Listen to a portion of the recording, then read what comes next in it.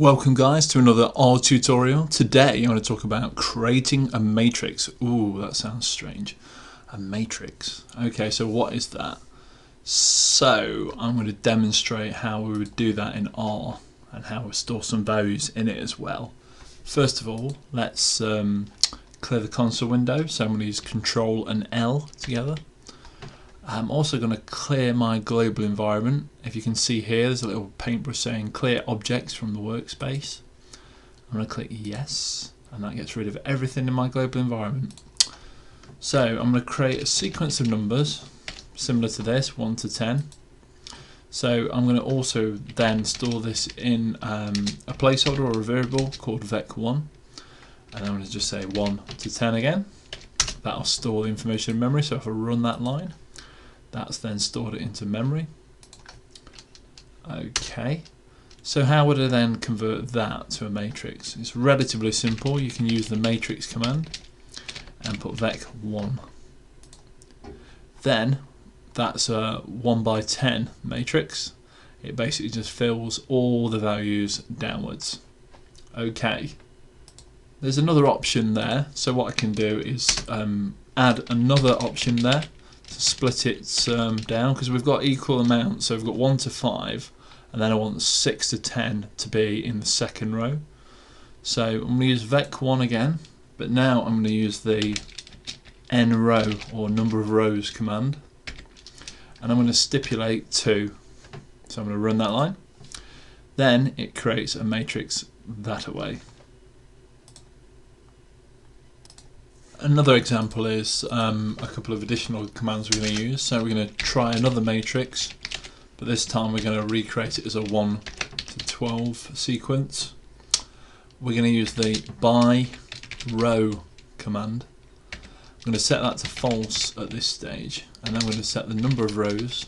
So what we want to have is the number of rows equals 4. So let's see what that does. As you can see, we've got 3 columns, 4 rows, and it's split 1 to 12 into 3, essentially 3 columns and 4 rows. So we could then say let's order by row and just change the command to true. So let's do that. By row equals true. Number of rows again equals 4. And then we're going to do that again and see what changes. So now if you can see, when we set the by row command to false, it ordered it by column 1, 2, 3, 4, 5, 6, 7, 8, 9, 10, 11, 12. If you set the by row to equal to true, you can see now what this done is it's split the data, the sequence 1 to 12, by rows instead. Okay? So that's just a simple example of how to create simple matrices from sequences. But actually, you probably want to create matrices from vectors. So vectors of information that we learned previously in the previous tutorial. So let's say, I don't know, I'm going to create a matrix of my local football team. So let's say that we have scores for the last 12 games or something, or let's say scores for 5. I don't want to type 10. So we use a combine function again. So I'm going to say previously we scored 2, then we scored 3, 1, and then we scored 2, and then we scored 0, and then we scored 4, something like that. Okay. Then let's compare it against a team. Another local team, we'll call it scores rival, something like that, whatever, doesn't really matter what the name is. So we'll say that they scored 0, they scored 1, they scored 2, 0, 1. Okay, so they're both the same size, they've got the same number of elements. You can check, if you can remember, you can check that with the length command. So if I wanted to find the length of scores 5, it will return how long it is for me. Okay, I don't think I've run that line yet. Got to run those two first, obviously, to keep them in the environment. and then my length is 5. If I then check the length of scores rival, that should be 5 too.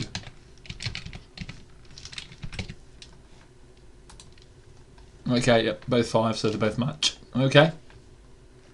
So from that, I'm going to create score versus rival score vector, and we'll combine what I've just done already. So I'm combining those two vectors together in one vector. Scores rival. Okay. So that's just that and that together in the same vector. So if I print that out now, just to give you an idea of what it's done. So it should basically just combine them all together as one. So as you can see, I've got 2, 1, 2, 0, 4, and then my rival scores at the end of appended onto the end of that.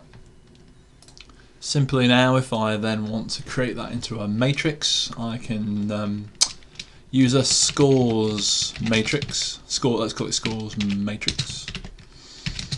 I'm going to use the matrix command again because that defines creating matrices. We're going to use my little vector I've just created there, scores versus rival score. We're going to group it by row, so I'm going to set that equal to true, and we're going to set the number of rows equal to 2. So let's see what that does. So then I'll print that out, print scores matrix, and see what that does. Okay, so now you've got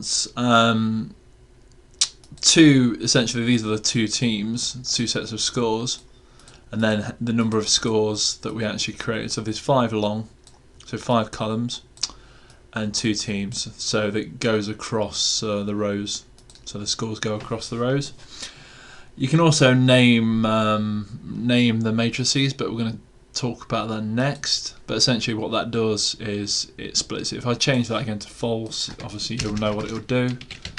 It'll group it all, false. It'll group it all in a different way. So it'll basically order them that way, 2, 1, 2, 0, 4, 0. But actually I don't want that, so I'm going to change it back to true because I want the team scores linked together. So scores matrix, yeah, that's the one. So let's do the next. So to make this more meaningful now, we're going to assign names to the matrix. So we're going to create 2 vectors again. Let's call this, so for the column names, so let's call it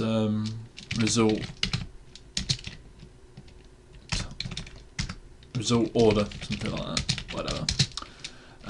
C, and I'm going to say the first result was the first score, and we're going to say second score, third score, fourth score, and we're going to then put fifth score. We're going to run that one, keep that in the memory, there we go, and then we're going to call the next one football teams.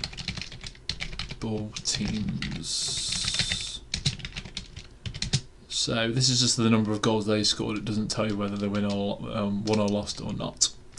So you probably assign that later on when we get talking about data frames. So now we're going to use 2 because we've got 2 rows. So Nottingham Forest, which is my team, and let's say the local rivals Derby County. Okay, so those 2 have now been created as vectors. So from here we've got to use the col names command.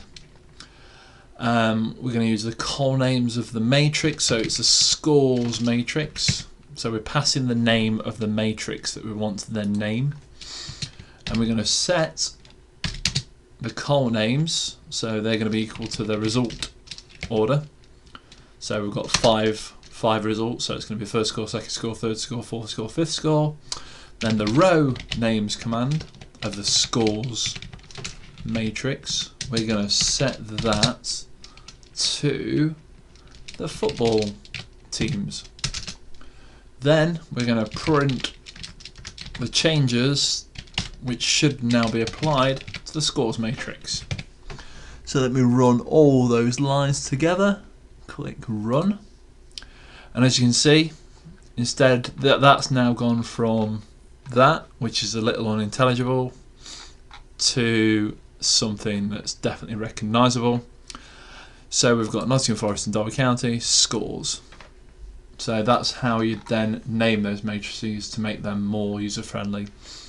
Okay guys, in the next we're going to talk about matrix selection and indexing. So it's how you select items out of that matrices. We've done this previously in vectors, but it's slightly different with the matrix. Okay, catch you next time guys. Please subscribe on YouTube, watch through my website Hudson's Hacks, please leave comments. I appreciate everything, and keep on following, so keep on grooving. Alright guys, that didn't make any sense whatsoever, but please subscribe. Thank you.